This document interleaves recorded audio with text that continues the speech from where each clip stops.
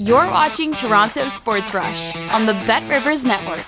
And there he is, the original Blue Jay that was named Ernie. As we had Ernie Clement this year, but the original is Ernie Whitt. Were you happy to see another Ernie in the limelight? Well, exactly. I was, because of the way he played. I love the way he plays the game, and it was fun watching the whole team. It was an exciting year for the Blue Jays, and hopefully, many, many more to come. Now, was a part of you watching that team saying, boy, this reminds me of 1985? Because that's sure as heck what I felt when I fell in love with baseball, and I'm like, this team brings out that same passion inside of me. No question. I saw a lot of similarities to our 85 team. Your teammates, all their teammates were pulling for each other. There's an old saying in baseball, you have to pull the rope the same way. And that team this year was doing the same what we did in 85. They took it one step farther by making to the World Series. We came up a little short against Kansas City. But you know what? It was a great team. Anytime you win 99 games, you're playing on a good ball club. And they kind of adopted the us versus the world mentality that your 85 team had. Yeah, they did. I was so impressed with the team and how their approach to it. It was they did all the little things that needed to be done to win ball games. And there's no question that I thought the Blue Jays outplayed the Dodgers in the World Series. It's just some of the few breaks that didn't go our way. You look at that ball that was wedged out in the outfield. I mean, that happens. That never happens. Never happens, but it happened this year. So I can't say never. Well, you must have had a million moments like that at Exhibition Stadium where you're like, I haven't seen that before. Yeah, there was a lot of those there, but I have great memories of the old X, and I played most of my career in Toronto at the X, so I have to have a lot of great memories. How many layers did you have to wear some games at the X?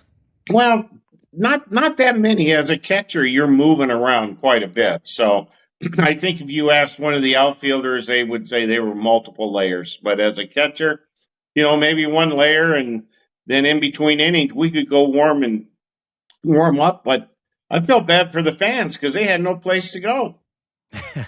Especially the ones far out in the football seats where you couldn't even see the field. Yeah, and that aluminum seating on your tush, I'm telling you, it probably was really cold.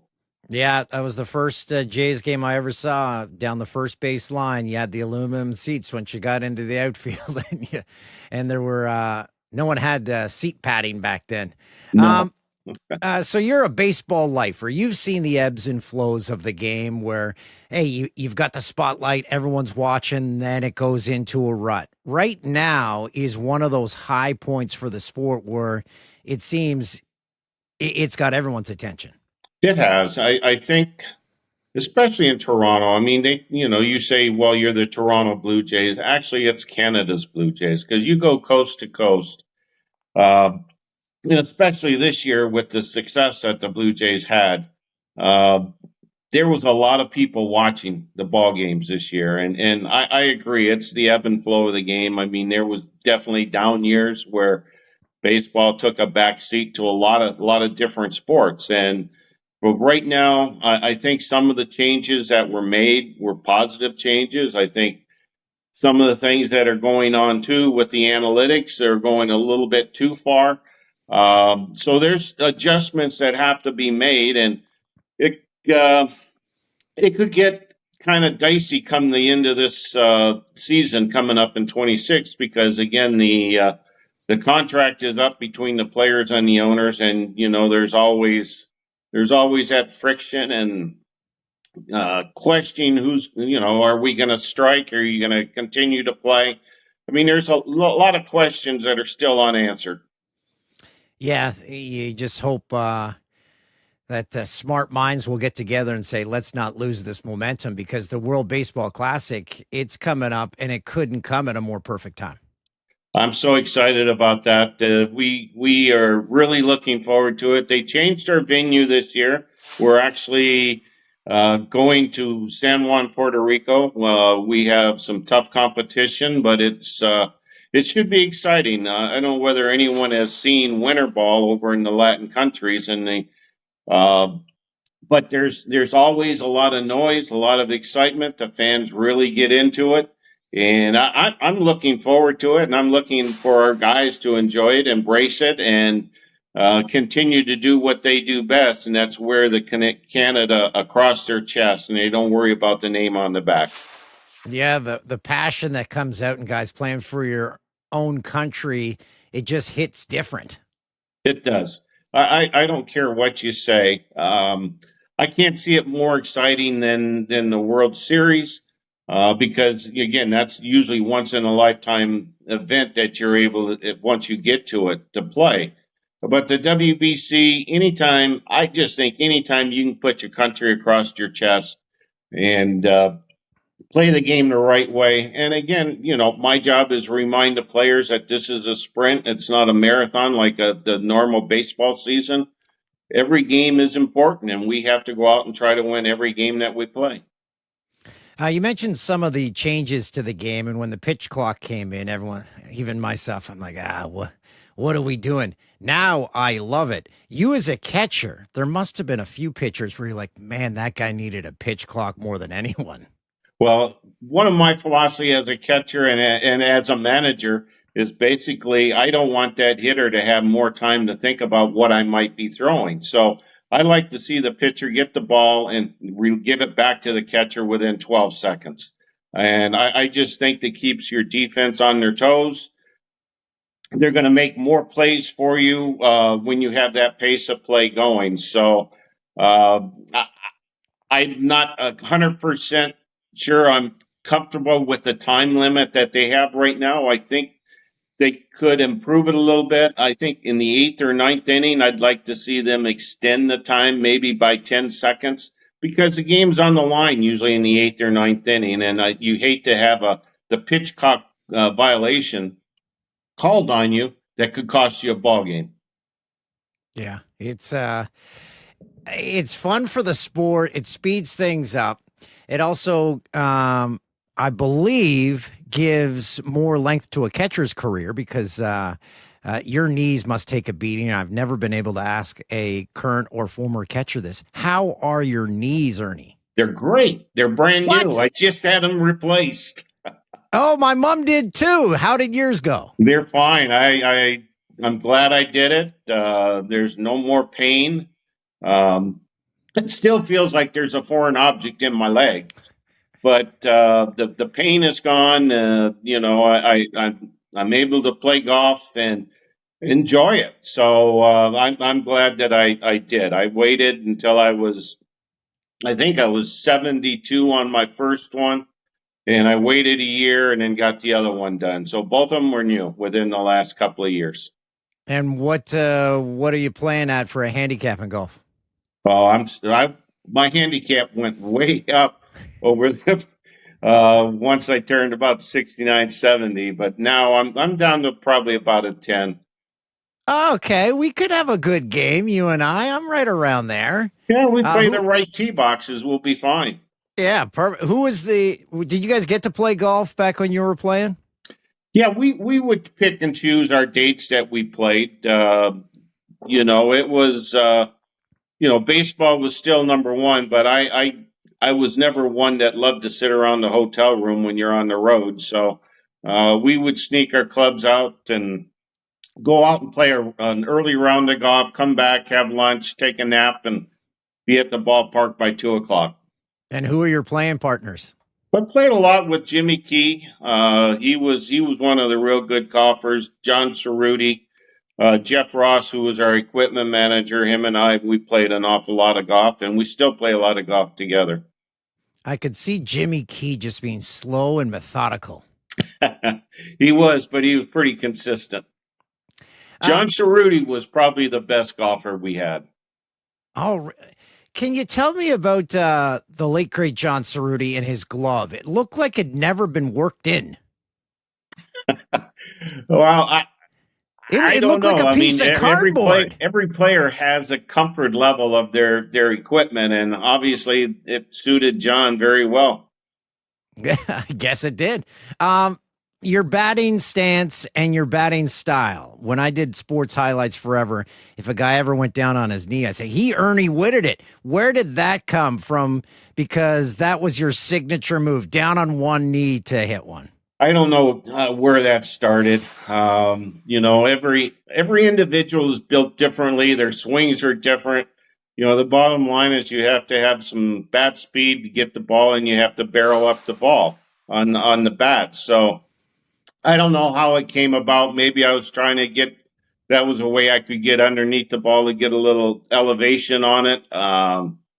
Again, I've always tried to teach kids themselves. I mean, I want you to be comfortable, be yourself, have a good foundation, and then, center in the ball. So, again, there's not one set way that you can do things. It was kind of the Wild West when you played as far as batting stances go. You had Garth Orge's unique one, Tony Fernandez.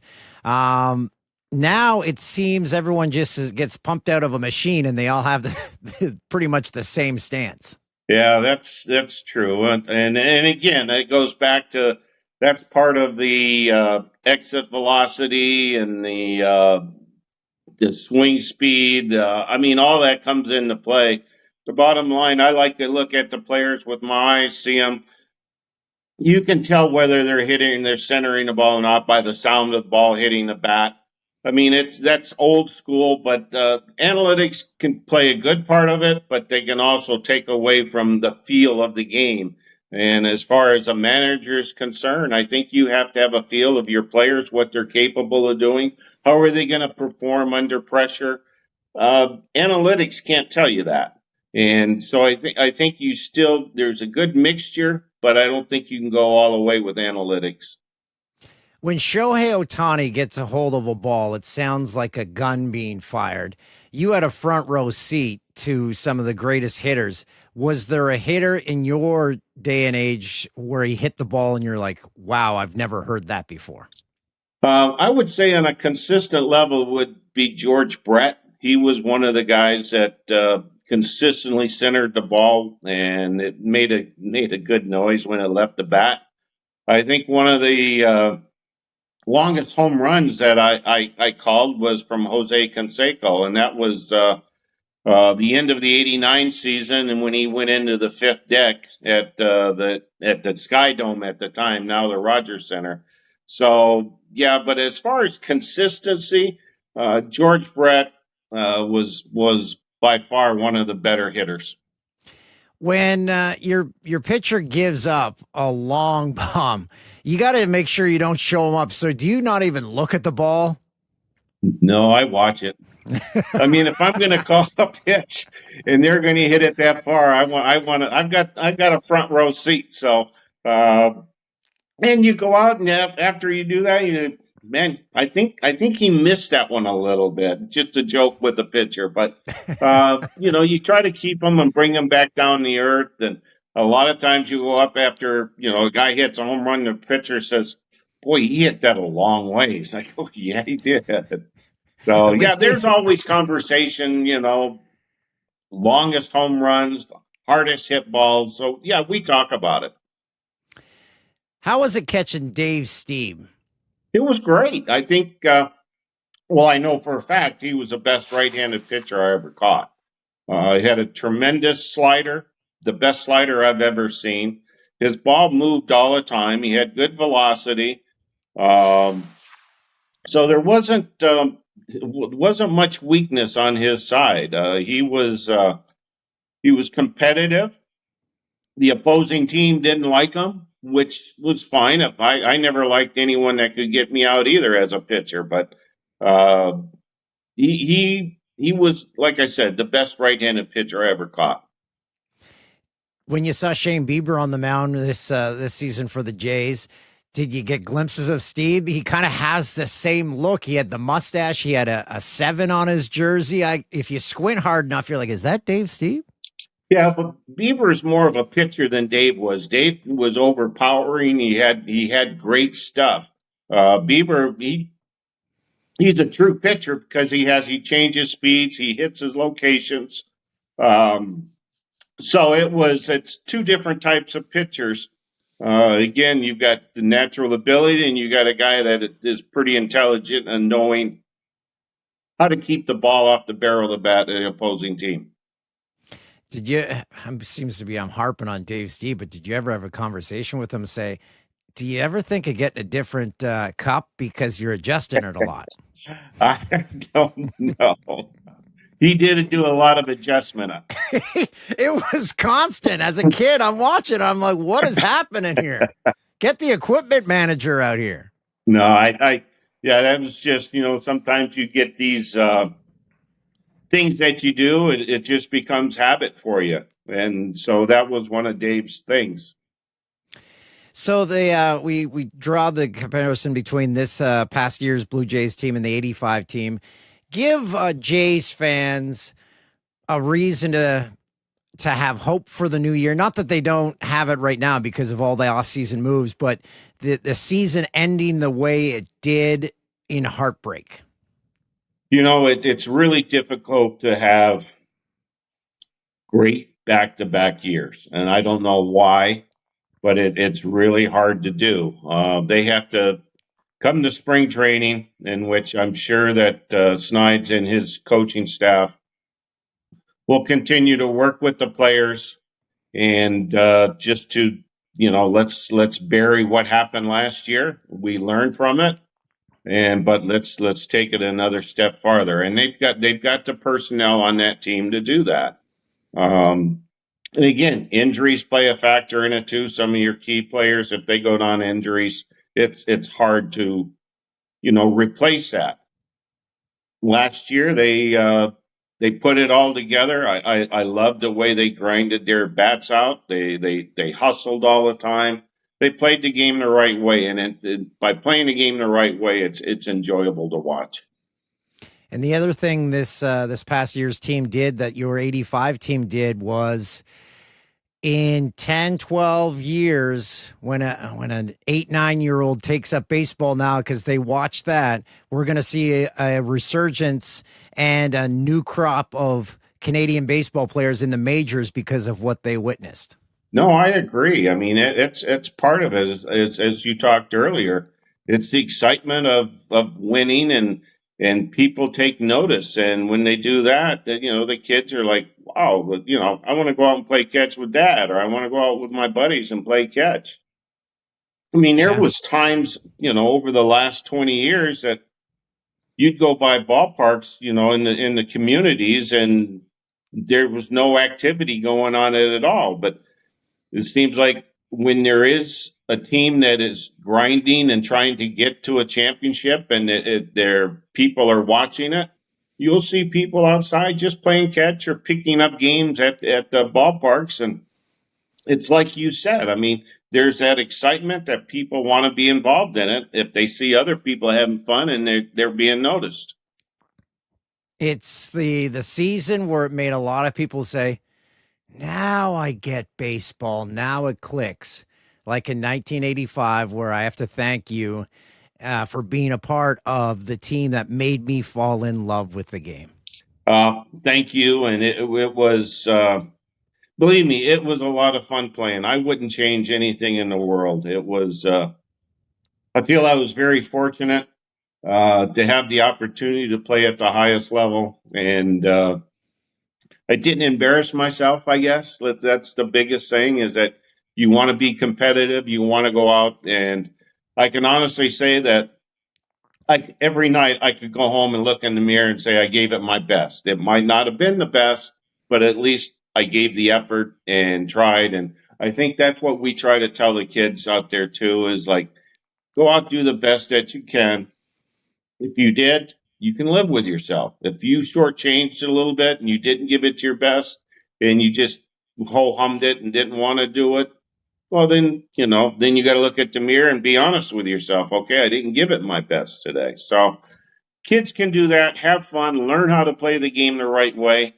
I think we're going to see the growth of baseball continuing going up. Ernie, I thank you, and 10-year-old me thanks you. They wouldn't be able to sleep tonight knowing that this just happened. All right, Dan. Thanks for watching Toronto Sports Rush on the Bet Rivers Network.